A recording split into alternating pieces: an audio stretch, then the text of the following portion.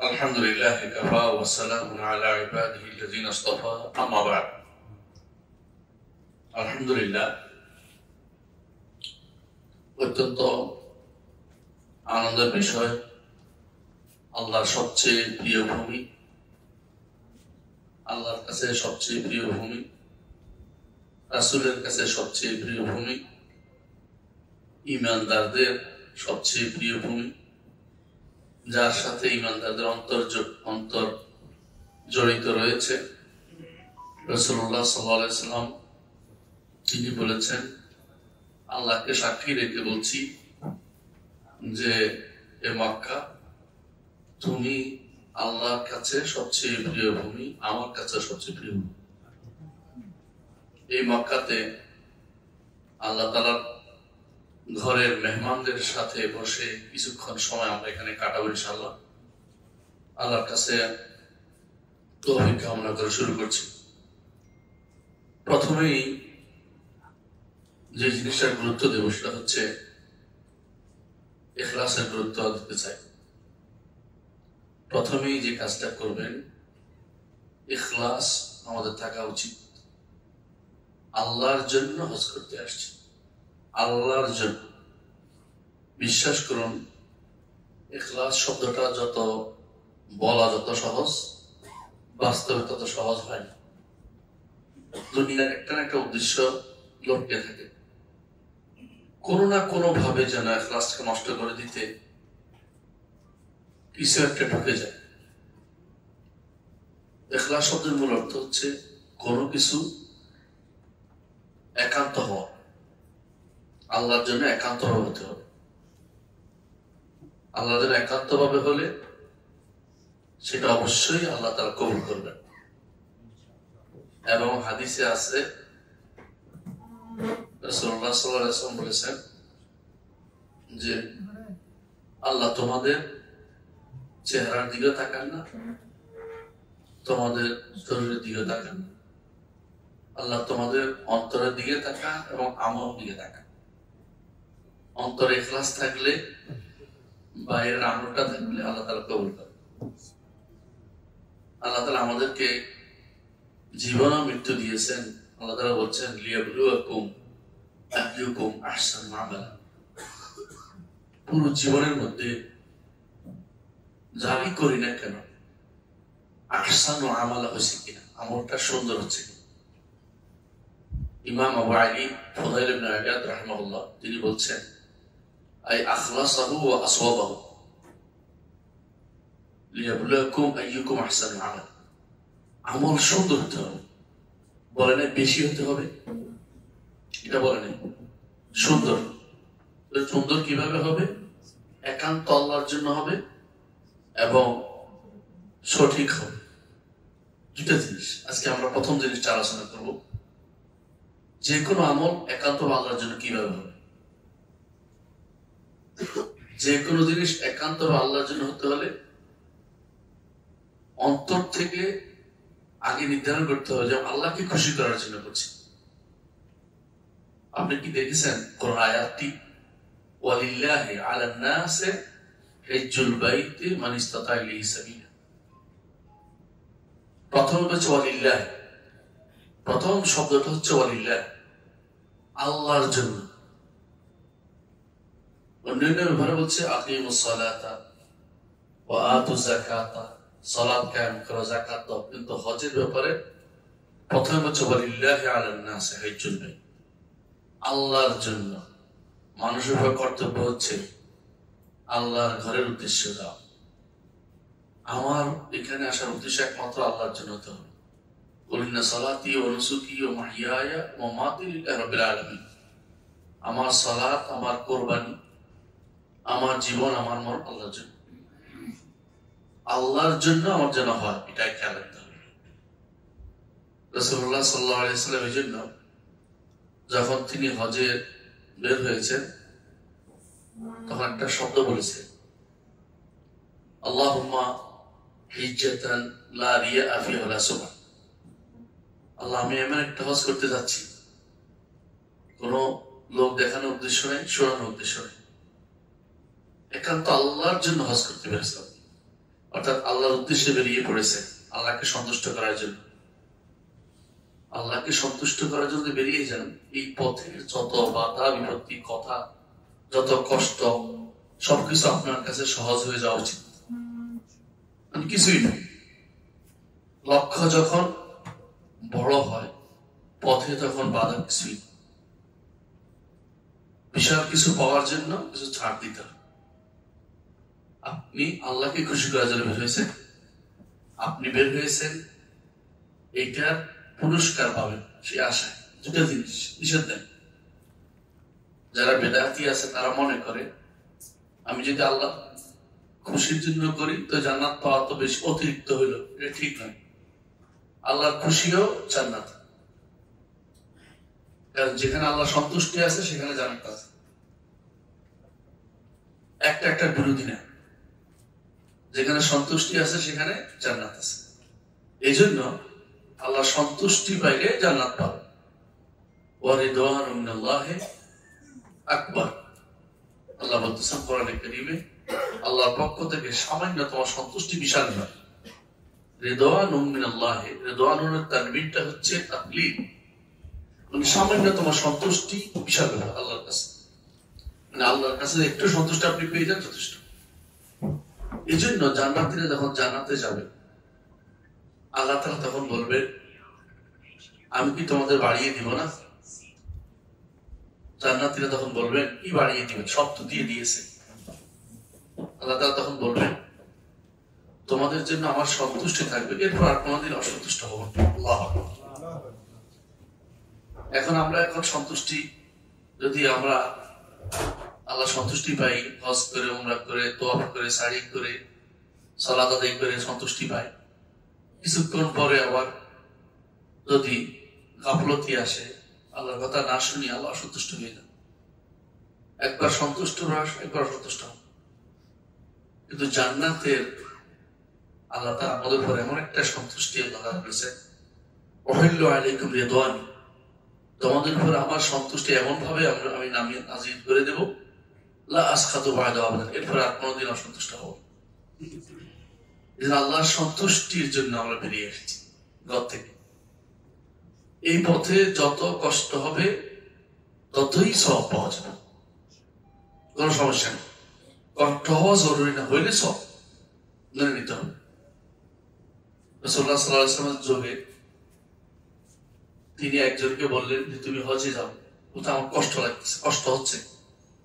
রাসূল তখন বললেন হজের মধ্যেই এক মহিলাকে আজরুকে আলা কাদরি নুসুলিক, তোমার সওয়াবটা কিন্তু তোমার কষ্ট অনুপাতে হবে।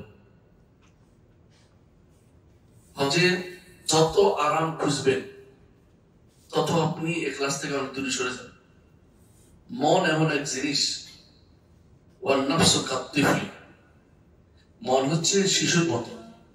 শিশুকে যত দিবেন তত আরো চাইবে, কিন্তু যখন আপনি বলেন দুধ দিব না, তোকে দুধ খাওয়া বন্ধ করতে পারার ইচ্ছা করে, কিন্তু একটা সময় সে দুধ ছাড়তে চায়। আমার অন্তর, আমার মন হচ্ছে এমন একটা জিনিস, দুনিয়ার আনন্দ যত দিবেন আরো চাই, যত আনন্দ আরো চাই। এমন একটা পর্যায়ে আমাদের সমস্ত দুনিয়ার আনন্দগুলি এরকম হয়ে গেছে। যত আপনি উন্নত শরীরকে দিবেন যে আমি একটু এই চাই সেই চাই, শরীর বলে যে আরো ভালো চাই, আরো ভালো চাই, খাবার এটা আরো ভালো চাই। নিঃসন্দেহে আপনি খাওয়া নিষেধ করতেছেন, আমি বলতে চাচ্ছি এটা নিজের আত্মাকে যত বেশি আপনি ছাড় দিবেন সে আরো ছাড় চাইবে। এই জন্য আপনি আত্মার সন্তুষ্টির পেছনে না দৌড়ে আল্লাহর সন্তুষ্টির পেছনে দৌড়াতে হবে। আত্মার সন্তুষ্ট করলে শেষ হবে না। রাসূলুল্লাহ সাল্লাল্লাহু আলাইহি ওয়াসাল্লাম জন্য বলেছেন বনি আদমের যদি কোনো একটি উপত্যকা স্বর্ণের থাকে, সোনার একটা উপত্যকা, বনি আদম চাইবে আরেকটি উপত্যকা যেন স্বর্ণের হয়। কারণ বনি আদমের আত্মার যে চাহিদা এটা কোনোদিন বন্ধ হবে না। রাসূলুল্লাহ সাল্লাল্লাহু আলাইহি ওয়াসাল্লাম একটি কোন একটা ঘর আছে, এর মাঝখান থেকে একটা আঁক দিয়ে বেরিয়ে গেছে লম্বা।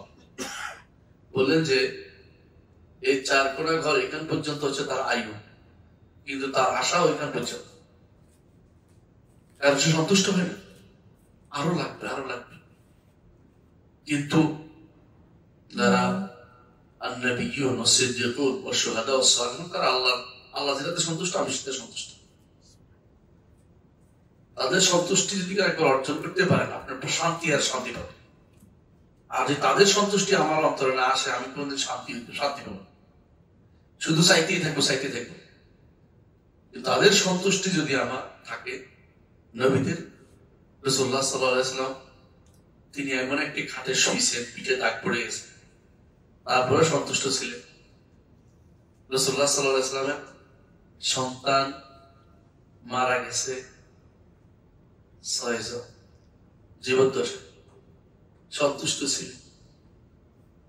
রাসূলুল্লাহ সাল্লাল্লাহু আলাইহি ওয়াসাল্লামের সন্তান হাতের সামনে মারা গেছে, বলছেন আপনি যেটাতে সন্তুষ্ট, আমি সেটাতে সন্তুষ্ট, আল্লাহকে বলতেছেন। আর আপনি যদি কোনো দুনিয়ার পিছনে ধরেন, কোনোদিন সন্তুষ্টি বসতে পারবেন না, আরো লাগবে, আমার এটা চাই, এটা চাই, ওইটা চাই, ওইটা চাই, কোনোদিন আপনার পেট ভরবেন।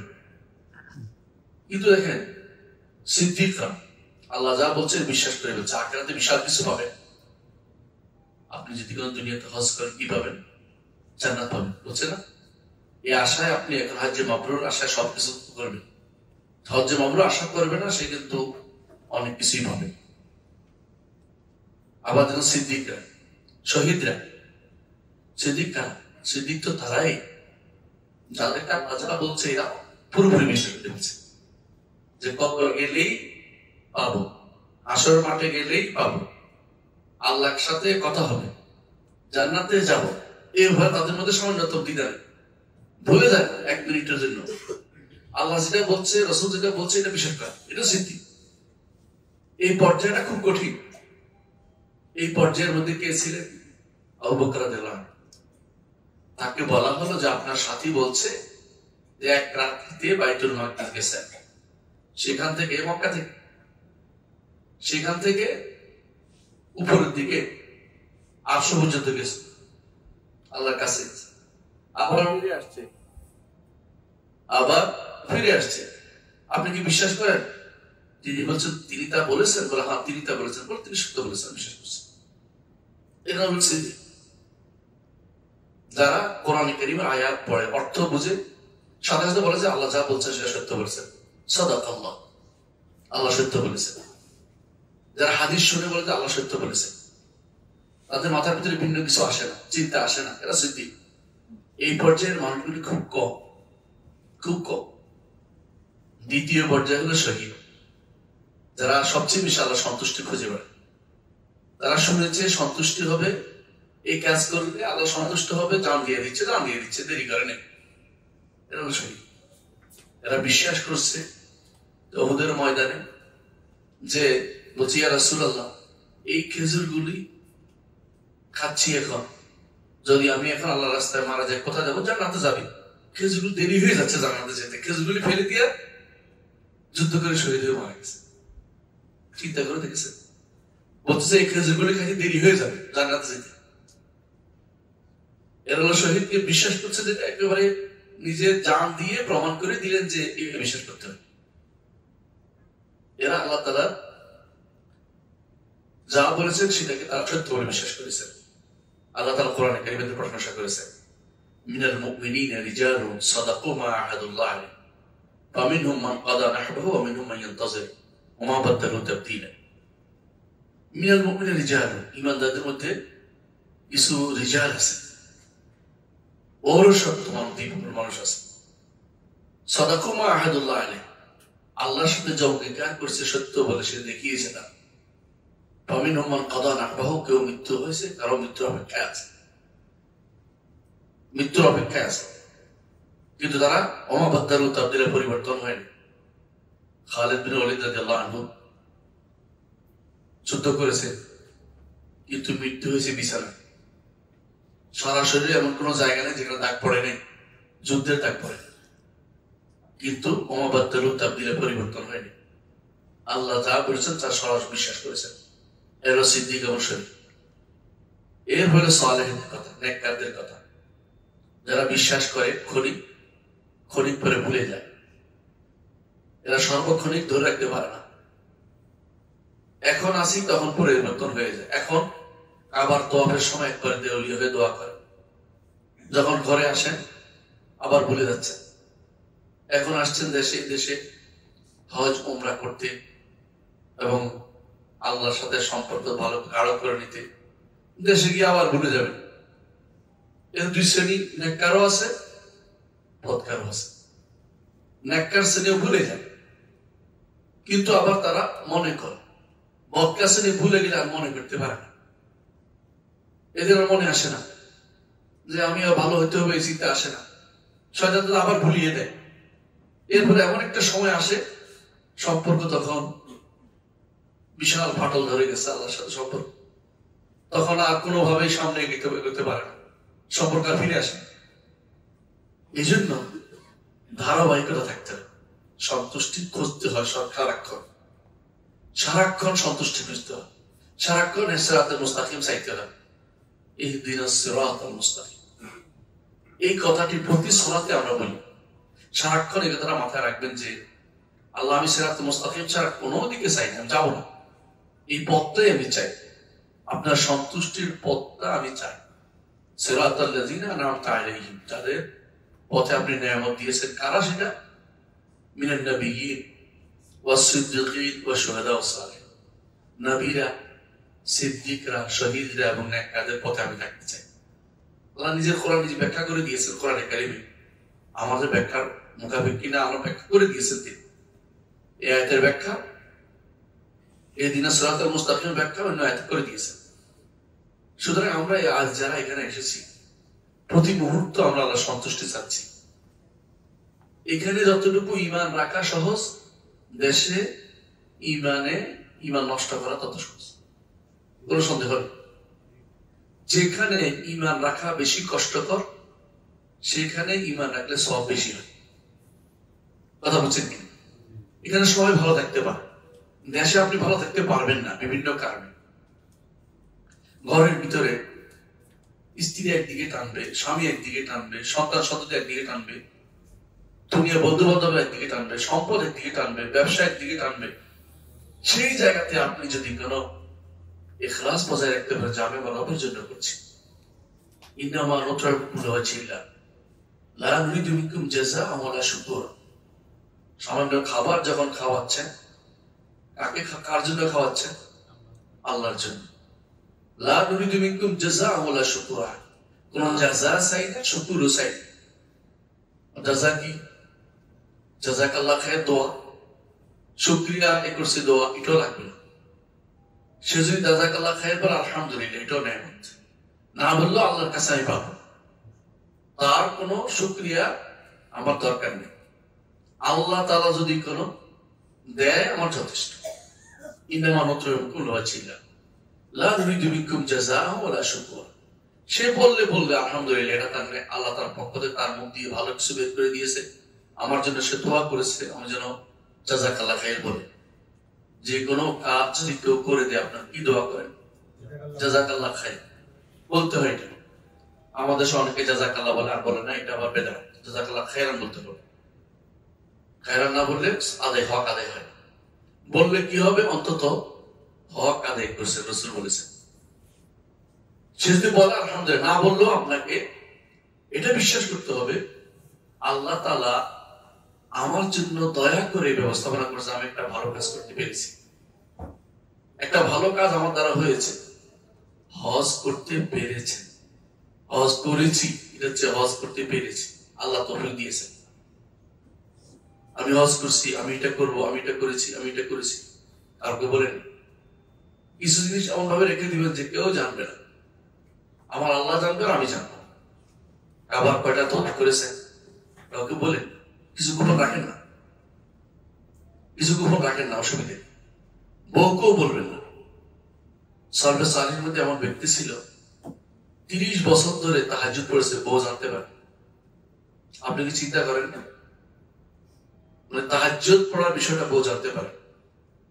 সাহাবেত আল-বুনানি রাহমাতুল্লাহ আলাইহি, মুহাদ্দিস, ফাকিহ, আলেম, তিনি যখন আসতেন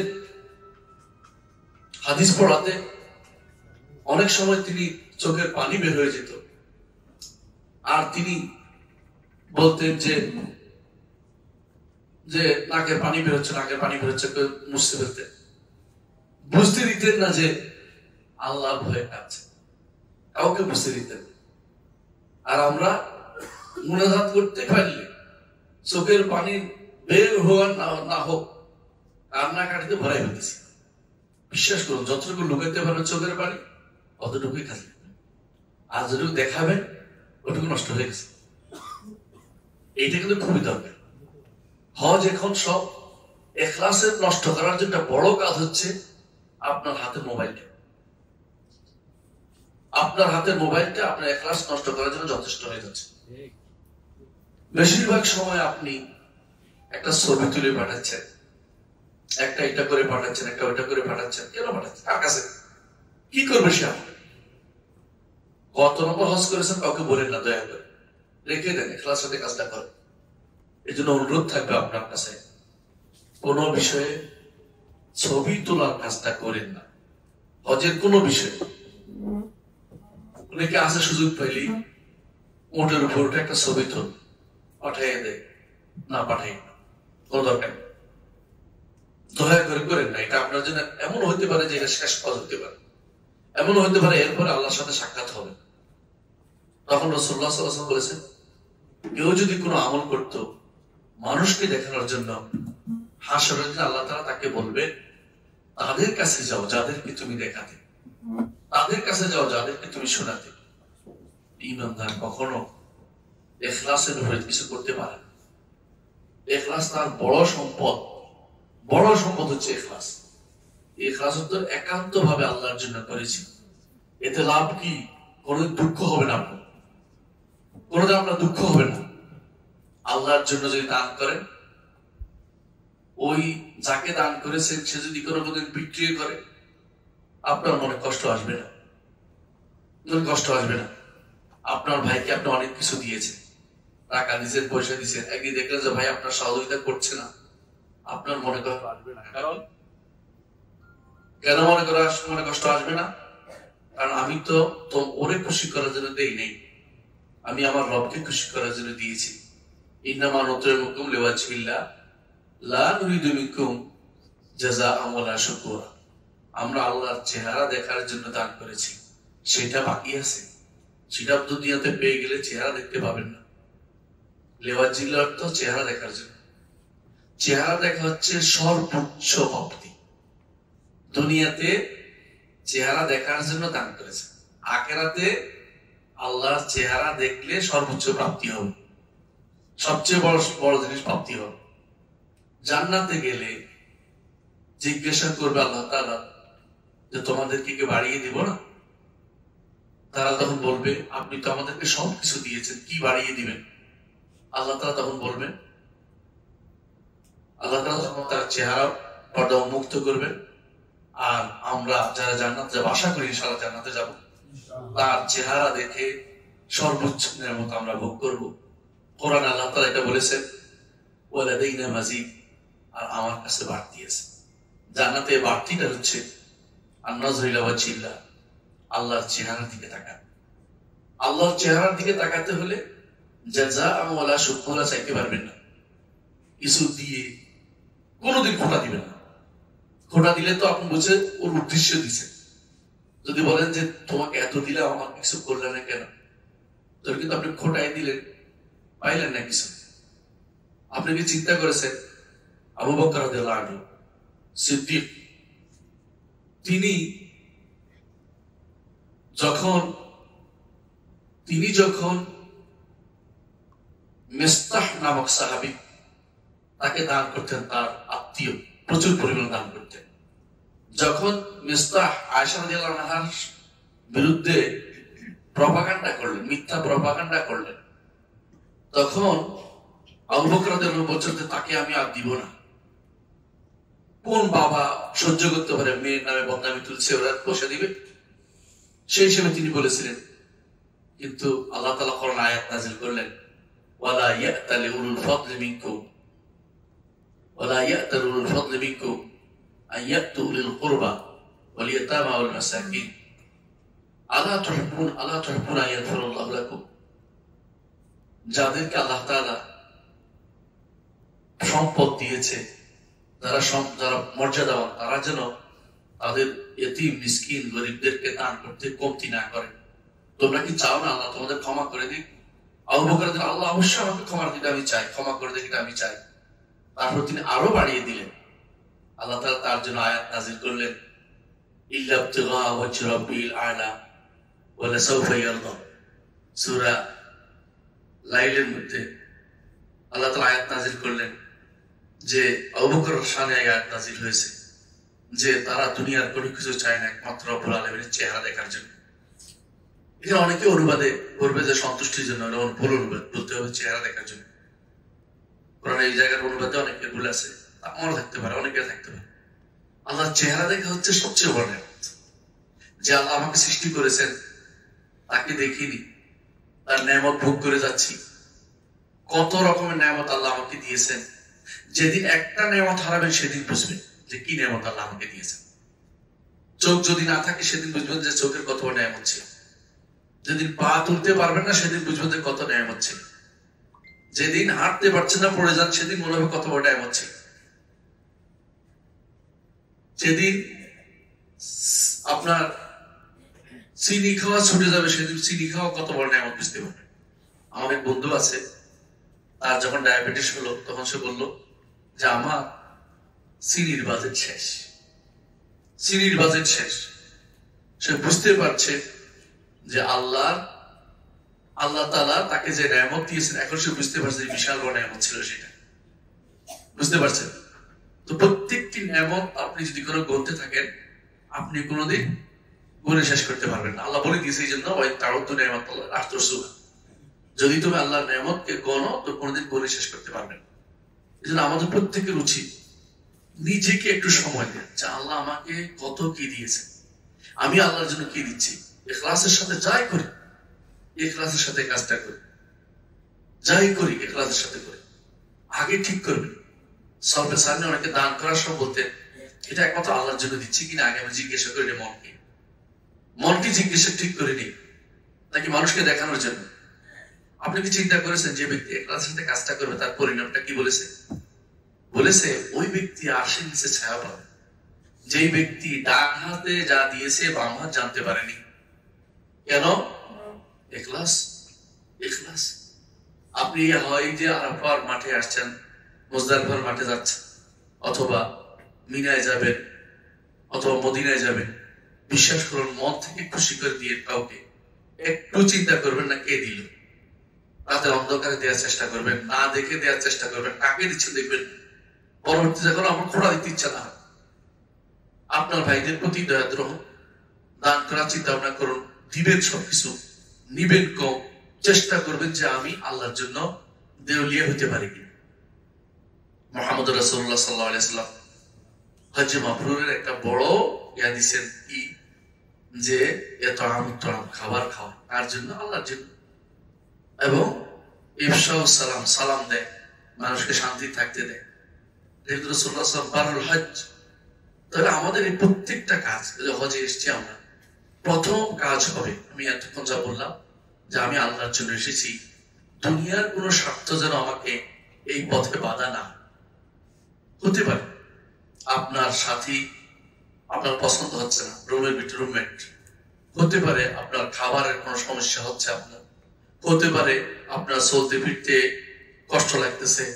এই সব কিছুকে একসাথে রাখে বড় যে উদ্দেশ্য, এটা সাধনের জন্য কিছুক্ষণ আপনাকে কষ্ট সহ্য করে যেতে হবে।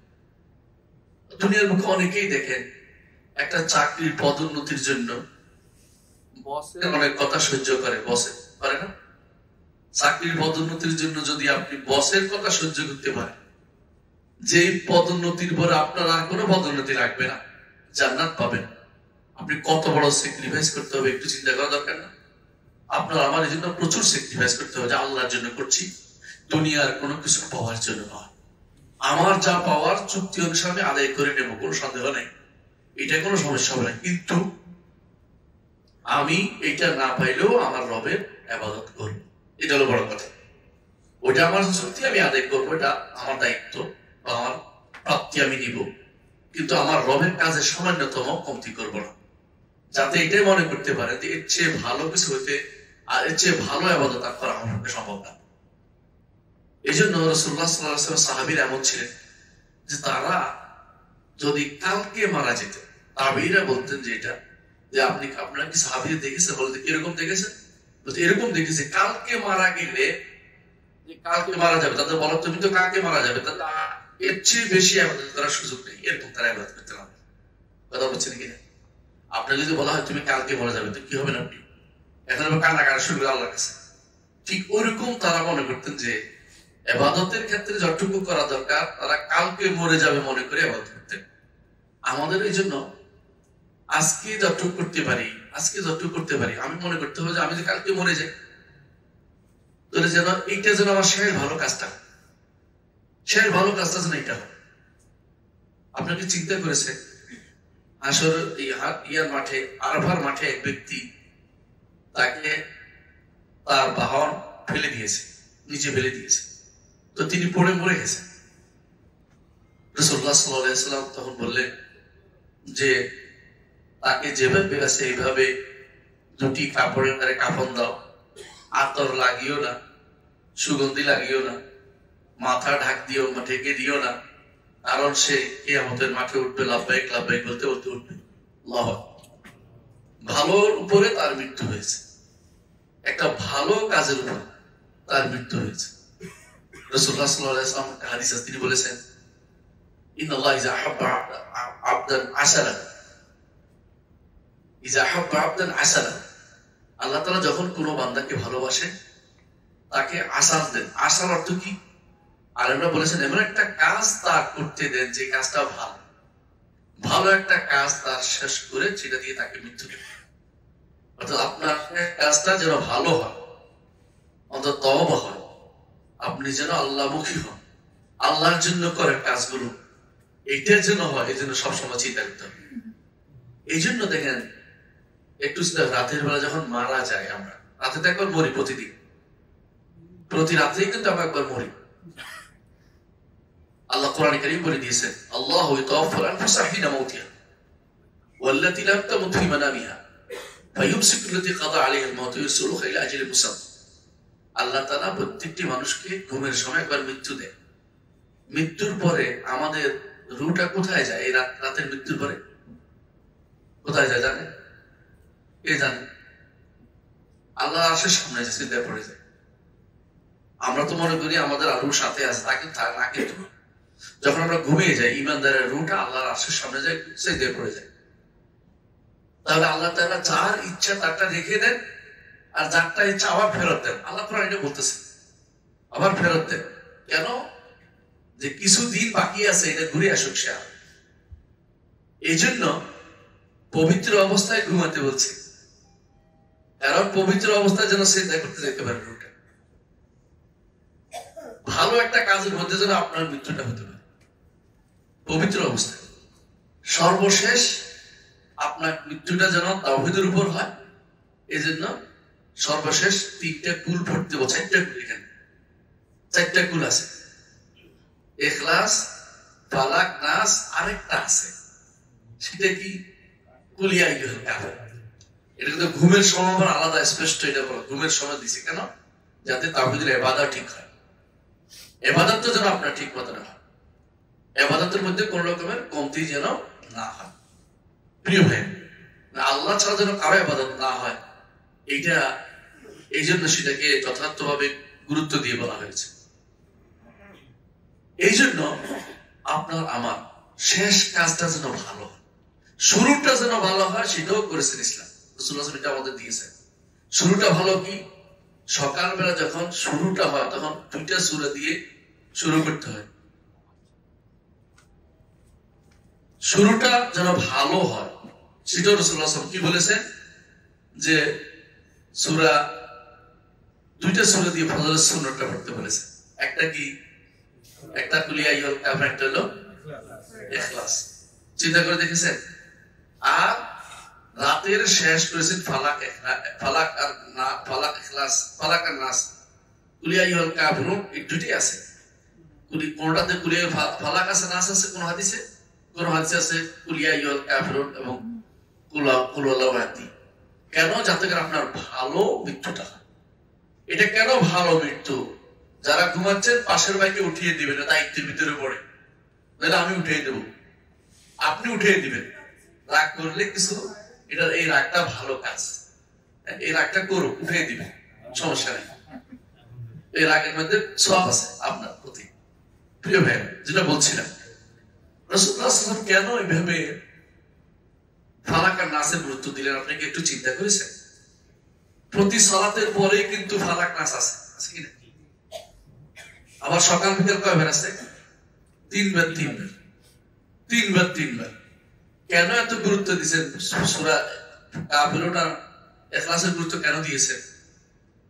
এই জন্য দিয়েছেন যে এগুলি হচ্ছে আমার মূল সম্পদ। ঈমানদারের মূল সম্পদ হচ্ছে তাওহীদ। তাওহীদ ছাড়া ঈমানদারের বাকি কোনো মূল্য নেই।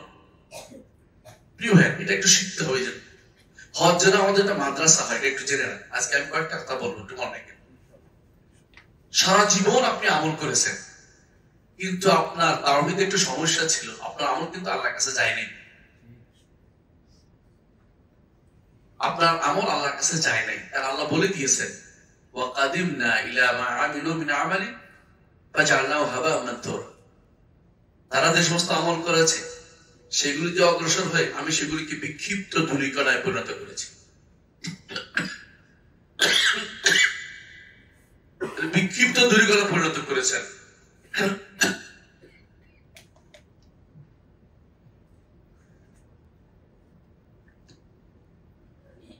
কিন্তু এগুলো আমল ছিল। আল্লাহ তাআলা বলছেন, ওয়াকাদিমনা ইলা মা আমিলু মিন আমালি। তারা যে সমস্ত আমল করেছে এগুলি দিয়ে অগ্রসর, আমল ছিল, কিন্তু এগুলি আল্লাহ তাআলা গ্রহণ করেন নাই, বিক্ষিপ্ত উড়িয়ে দিয়েছেন। কেন?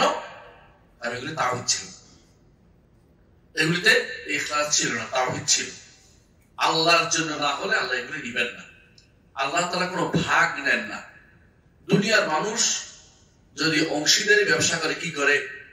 আমার ভাগ যেন ঠিক থাকে, ভাই আমার ভাগ যেন ঠিক থাকে, দয়া করে আপনারটা যাই করেন, আমারটা অংশ আমার দিয়ে দিবে, তাই না? মাঝে মধ্যে এমনকি লস হলে নিতে রাজি হয় না। লস নিব না, কেন নিব? আমি 21 ভাগ দিতে দেওয়ার জন্য ব্যস্ত হয়ে পড়ে। কিন্তু হাদিসে কুদসিতে আল্লাহ তাআলা বলেন, আনা আগনা শুরাকায়ে আনিশ শিরক, অংশীদারদের অংশ নেওয়া থেকে আমি মুক্ত। কেউ যদি কোনো আমল করে, আমার সাথে অন্য কাউকে অংশীদার করে, আমি তারাক্তুহু ওয়া শিরকাহু, তাকেও চাই, তার আমলটাকেও চাই। অর্থাৎ আল্লাহ তাআলা অংশ নেবেন না, দিকে আল্লাহকে পুরোটা দিতে হবে। আমরা তো হজ করেছি, হজ করতে যাচ্ছি, আলহাজ লাগাবেন না দয়া করে, কোনোদিন বলতেও যাবেন না। কেউ যদি জিজ্ঞাসা করে হজ করছে কিনা, তো পেঁয়াজ দেবো না। কত মানুষ তো হজ করে, বলতে হবে আমি এতবার হজ করে আসছি, বলবেন না, দয়া করে করবেন না। একজন দেখছে সালফে সালিহ, তিনি গণাগণি করতেছে, বলছে, শোনো, তুমি তোমার গুনাহটি একটু গণার চেষ্টা করো। আমি তোমার জামিনদার হলাম যে আল্লাহ তোমার একটাও জিনিস নষ্ট করবেন না, তোমার একটা আমল নষ্ট করবেন না। আমি জামিন দিচ্ছি, জামানত দিচ্ছি, তোমার নেক আমল একটা নষ্ট হবে। তুমি গুনাহটা একটা গণো, চিনি কত গুনাহ করে, একটা গণা চিন্তা ভাবনা করো। তুমি তোমার নেক আমল আল্লাহ একটু নষ্ট করবেন না। কারণ আল্লাহ কোরআন বলে দিয়েছে, ইন্নাল্লাহা লা ইউদিউ আজরাল মুহসিনিন, মুহসিনদের কোনো প্রতিদান আল্লাহ একটু নষ্ট করবেন না, ওয়াদা দিয়েছে। সুতরাং সেদিন আপনি বিশাল ভান্ডার দেখতে পাবেন, যদি কোনো একমাত্র আল্লাহর জন্য হয়। কোন ক্রমেই যেন অংশীদার সেখানে তোলা যাবে না। অংশীদার কি হজ করছি বলার জন্য, অংশীদার কি হাজী সাহেব বলবে, আলহাজ লাগাবেন, কোনটাই জীবনে করবেন না, চেষ্টাও করবেন না। কেউ বললে বলে এটা কোনো ডিগ্রি না, আবার লিখতে হবে, এটা দিয়ে আমার কোন দুনিয়ার উপকার হবে না, আমি আখিরাতের উপকার চাই। দয়া করে এটা প্রচার করে বেড়াবেন না। আমি হাজী সাহেব বলে প্রচারে কিছু নাই। নামাজ পড়তে যেমন আল মুসাল্লি সাহেব দেখে না, কেউ রোজাদার সাহেব বলে না, হজ করলেও হাজী সাহেব বলার কোনো দরকার নেই। হাজীটা বলা থেকে দূরে থাকার চেষ্টা আপনারা করবেন। এই জন্য সবার আগে ইখলাসটাকে জিয়ে রাখতে হবে। আর মনে রাখতে হবে, আমার মূল সম্পদ হচ্ছে তাওহীদ। তাওহীদটা যদি নষ্ট হয়ে যায়, কোনদিন নষ্ট হয়ে যায়, জীবনের শেষ মুহূর্ত নষ্ট হয়ে যায়, আগেরগুলি বাতিল হয়ে গেছে। বুঝলেন নাই?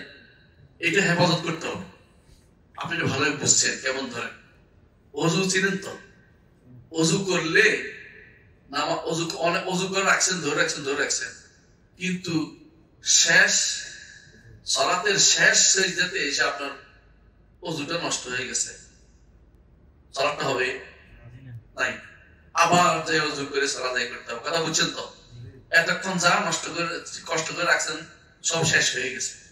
ঠিক তাওহীদটা এরকম, যদি কোনো কারণে তাওহীদ নষ্ট হয়ে যায় তো কিন্তু সব শেষ হয়ে গেছে। কারণ আল্লাহ বলে দিয়েছে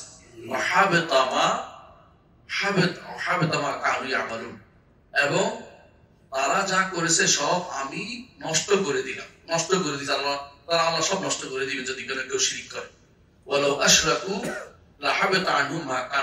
যদি শিরিক করে তারা যা আমল করতো সব বরবাদ করে দিবে।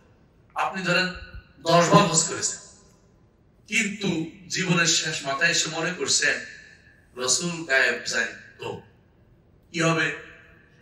শেষ। আপনার মনে হলো যে হুজুরে বোধহয় গায়েব জানেন, কি? শেষ। অথবা এটা মনে করলেন না, পাখি আছে না, পাখি দিয়ে আপনি একটু গণালেন, পাখি তো মনে করেন ভাগ্য জানে, তাই না?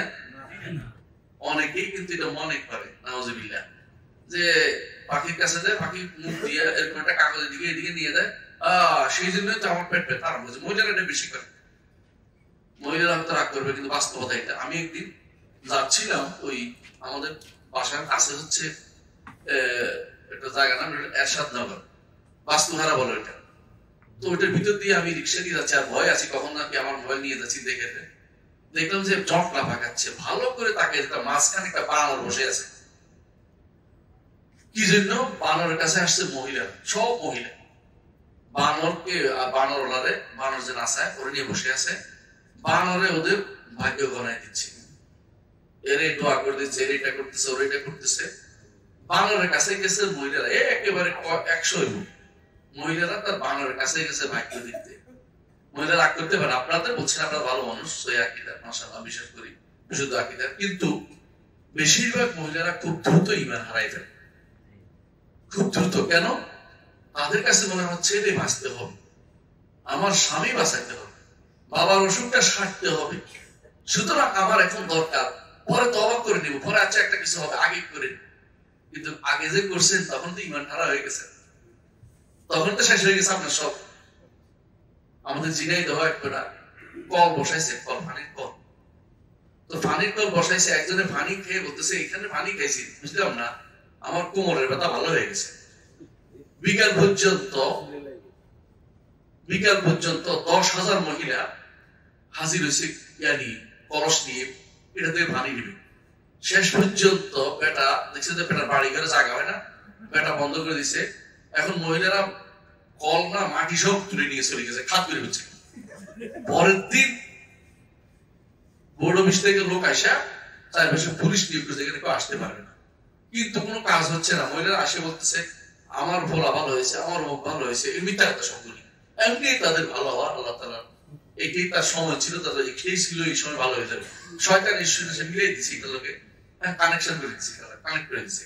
এই জন্য এটা হচ্ছে কলের পানির সাথে ভালো হওয়ার কি সম্পর্ক?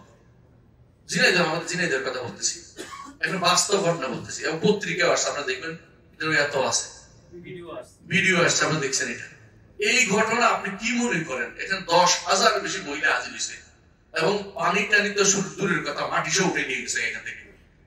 তারা কি ঈমান আছে? একটু ঈমান নেই, কিন্তু কাফের হয়ে গেছে, সবগুলি কাফের হয়ে গেছে। কারণ ভালো মন্দ মালিক কে? আল্লাহ। কোন কলের মধ্যে তিনি ভালো মন্দ দিচ্ছেন, তিনি বলেন নাই। ভালো মন্দ যেখানে দিচ্ছেন বলেন সে নিতে পারতেন, সেটা কি? হজ করলে ভালো আছে, উমরা তওয়াফ করলে ভালো আছে, সাফা মারওয়া দৌড়াইলে ভালো আছে, আরফার মাঠে বসে দোয়া করলে ভালো আছে। কিন্তু তিনি বলেন নাই যে কলের পাশের মাটি খুঁড়ে নিয়ে গেলে ভালো হয়ে যাবে, এটা বলেন নাই। পাগলার মাজারে টাকা দিলে ভালো হয়ে যাবে, মাজার না, মসজিদ, এটা শুধু পাগলার নাম হয়েছে, এখানে মাজার নাই, কিন্তু শুধু মসজিদ। তারপরেও এখানে প্রতি মাসে কয়েক কোটি টাকা সেখানে উঠে। এই টাকা কি জিনেরা দেয়? সৌদি আরবের লোকেরা যাই দিয়ে আসছে, আমরা বাঙালিরা বাংলাদেশিরা এই টাকা দিচ্ছি। যারা ওখানে টাকা দিচ্ছে তাদের ঈমান আছে, একজন মানুষ যে টাকা দিবে তার ইমান শেষ। কত হাজার মানুষ শিরক নিয়ে যাচ্ছে, আপনাকে চিন্তা করে দেখেছেন? ইমানটা কত মূল্যবান জিনিস। আপনি হজ করে কি করবেন? হজটা যদি রাখতে না পারি, হজের উদ্দেশ্য বুঝতে না পারি, কেন? আমার কিন্তু জীবনে কোনো মূল্য নাই। তো আমাকে আগে শিখতে হবে যে আমি হজ কেন করছি। হজ আল্লাহর সন্তুষ্টির জন্য করছি, হজ আল্লাহর তাওহীদকে টিকিয়ে রাখার জন্য করছি, হজ আল্লাহর তাওহীদকে শিখার জন্য করছি। এবং সারা জীবন আমি একটা ঘোষণা দিতে থাকবো, লাব্বাইক আল্লাহুম্মা লাব্বাইক। আল্লাহ আপনার জন্য হাজির, কারোর জন্য হাজির হব না। অন্যের জন্য হাজির হলে আপনার সন্তুষ্টির জন্য হাজির হবে। মসজিদে ডাকছে হাজির হয়েছে, এখানে ডাকছে হাজির হয়েছে, এটা নিয়ত যেন হয় কেন? আল্লাহকে সন্তুষ্ট করার জন্য। এটা নিয়ত যেন এটা না হয় যে গেলে আমাকে এরশাদুল্লাহ সাহেব ভালো বলবে, ওটা যেন নিয়ত না হয়। নিয়ত হয় আল্লাহকে সন্তুষ্ট করার জন্য। তাহলে ইখলাস হইল, তাহলে ইখলাস হইল, অর্থাৎ আপনার কবর দক্ষিণ হয়ে গেলে কোনো কাজে লাগলো না। সেটা প্রত্যেকটা কাজের মধ্যে আপনার ইখলাসটা ঠিক করে নেবেন। সন্তানকে দান করেছেন, এটার জন্য ইখলাস দেখবেন। পরিবারকে দান করেছেন, কিছু করেছেন, ইখলাস এখানে করে ফেলেন। বড় হলে সন্তান কি খাওয়াবে না খাওয়াবে ওইটার আশায় দিবেন না। এটার আশায় দিলে জায়েজ হবে, না জায়েজ বলছি না, কিন্তু এটা শিরিক না হলেও আপনি এটা সওয়াবের আশা থেকে বঞ্চিত হয়ে গেলেন। কিন্তু যদি কোনো স্ত্রীর মুখে লোকমা তুলে দেন, সেটা তো আপনি সওয়াব পাবেন যদি সওয়াবের আশা করেন। এমনি তো আপনি দিতে বাধ্য, কিন্তু সওয়াবের আশাটা থাকতে হবে। এই জন্য প্রতিটি কাজের যখন করবেন একমাত্র আল্লাহর জন্য করবেন।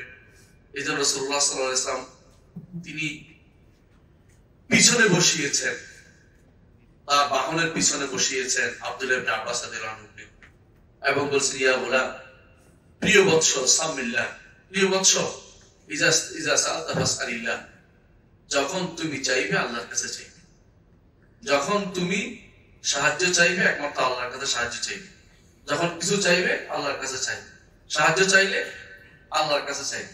আপনি কি চিন্তা করেছেন জিনিসটা কত গুরুত্বপূর্ণ, কত বিশাল জিনিস? তুমি এটা বলেছেন দুনিয়ার সমস্ত মানুষ যে একত্রিত হয় যে তোমার কোনো উপকার করবে, আল্লাহ মঞ্জুর করে নাই, কোনো উপকার করতে পারে। আর সমস্ত মানুষ তোমার ক্ষতি করার চিন্তা করেছে, আল্লাহ ক্ষতি করা মঞ্জুর করেন নাই, ক্ষতিটা কিন্তু হবে না, ক্ষতিটা হবে না। আপনার আমার জন্য শিক্ষা, বিশাল শিক্ষা, যে আমি এই কাজগুলো একমাত্র আল্লাহর জন্য করব। এই হজটা আল্লাহর জন্য করছি, এই হজটা আল্লাহর জন্য করছি, তালবিয়াটা আল্লাহর জন্য পাঠ করেছি, তালবিয়া আল্লাহকে খুশি করার জন্য পাঠ। আমি হাজিরা দিচ্ছি, এই হাজিরা আমার মৃত্যু পর্যন্ত এই মুখে চলতে থাকবে। মৃত্যুর সময় আমি এই তালবিয়া মুখে মারা যেতে চাই। আমি আল্লাহ তাআলার যেখানে সন্তুষ্টি আছে সেখানে হাজিরা দেব। আল্লাহ সন্তুষ্টি কোথায় আছে সেখানে হাজিরা দেব। আল্লাহ সন্তুষ্টি নাই, হাজিরা দিব না। আল্লাহ সন্তুষ্টি নাই, হাজিরা দিব না। হজ করে গিয়ে যদি কোন আপনি মনে করেন যে আমার এবারে আগে যেটা হয়েছে এটার থেকে লাভ বেশি হয়েছে, লাভ হইতেই পারে, কোনো সমস্যা নেই। হাদিসও আছে হজ করলে মানুষ ধনী হয়ে যায়, কিন্তু লাভের জন্য তো হজ করছি না, হজ করছি আল্লাহকে সন্তুষ্ট করার জন্য। এটা মাথায় রাখতে হবে। এর পুরস্কার যেটা এসে যাবে অটোমেটিকলি, এটা নিষেধ করতেছি না, আমরা আসবে, এটা নিতে পারেন, কিন্তু আপনার উদ্দেশ্য হবে আল্লাহকে সন্তুষ্ট করার জন্য প্রতিটি কাজে। প্রথম জিনিসটা, আমি আজ লম্বা করবো না, আমাদের মনটাকে একেবারেই শিওর করেন যে আমি আল্লাহর জন্য কাজটা করতে এসেছি, কাউকে সন্তুষ্ট করার জন্য না, স্ত্রী পরিবারের জন্য না। আমি বেরিয়ে এসেছি এমন একটা অবস্থায় যেন আমি দুনিয়া থেকে যাওয়ার পথে বেরিয়ে এসেছি। দুটি কাপড় আমার আছে, এই দুটি কাপড় শেষ সম্বল, মরে গেলে আমার হবে। আমার আপনার জন্য এই দুটি কাপড় অতিরিক্ত একটা দিবে যাকে মুখ ডেকে রাখার জন্য, তিনটি মেয়েদের জন্য হয়তো আরো দুইটা দিবে। এই দিয়ে শেষ আমার জীবনের সব। কারণ এরপরে এমন আমার জন্য আর কেউ কাঁদবে না। যত যত দিন যাবে তত কি হবে, কবর ফুরান হবে, তত স্মরণ কমে যাবে, জিয়ারত কমে যাবে। কবরের পাশে দাঁড়িয়ে আপনার সন্তান কিন্তু কতদিন করবে, 1 মাস 2 মাস বেশি বেশি আসবে, কান্নাকাটি করবে, কিছুদিন পরে অন্তর শক্ত হয়ে যাবে, মরে যাবে। এর বছরে একবার আপনার কবরের কাছে যাবে না, দোয়া করবে না, জিয়ারত করবে না। এই অবস্থায় যদি আমরা চলে যাই, আমার জন্য আমার নিজেরই কিছু করে যেতে হবে, কারো আশায় বসে থাকা যাবে না, কেউ কিছু করবে সে আশা বন্ধ করে দিতে হবে। আমি আমার বক্তব্য দিকে করবো, শুধু এটাই সবাইকে অনুরোধ থাকলো যে আপনি যেহেতু বেরিয়ে আসছেন, মনে করেন যে আমার সম্পদ আমি ছেড়ে আসছি, যেভাবে কবরে যাওয়ার সময় সব কিছু ছেড়ে যেতে হবে। এখন তো কিছু টাকা সাথে আনছেন, সেখানে এই টাকাও যাবে। এখন তো কিছু কিনে কাউকে কিছু বুঝাতে পারছেন, সেখানে কিন্তু কাউকে বুঝাতে পারবেন না। আমল আপনার ছায়া দিবে, আমল আপনার সাথী হবে, কবরে সুন্দর একটা সাথী আপনার পাবেন। আপনি আমল করলে কি বলবে, তুমি কিরকম, তোমাকে দেখতে তো ভালোই লাগছে, বলে আমি তোমার আমল নেক আমল। আবার ভয় পাবেন দেখলে কাউকে বিদঘুটে, তুমি কেউ, তুমি কি, তোমাকে তো ভয় লাগতেছে, আমি তোমার বদ আমল। আপনাকে ভয় দেখাবে বদ আমলে, আর ন্যাক আমলে আপনাকে সঙ্গ দিবে। কোনটা আপনি চান এখনই সিদ্ধান্ত নিয়ে নেন। আল্লাহ আমাদের বুঝার তৌফিক দান করুন, আল্লাহ আমাদের কবুল করুন। আসসালামু আলাইকুম ওয়া রাহমাতুল্লাহি ওয়া বারাকাতুহু।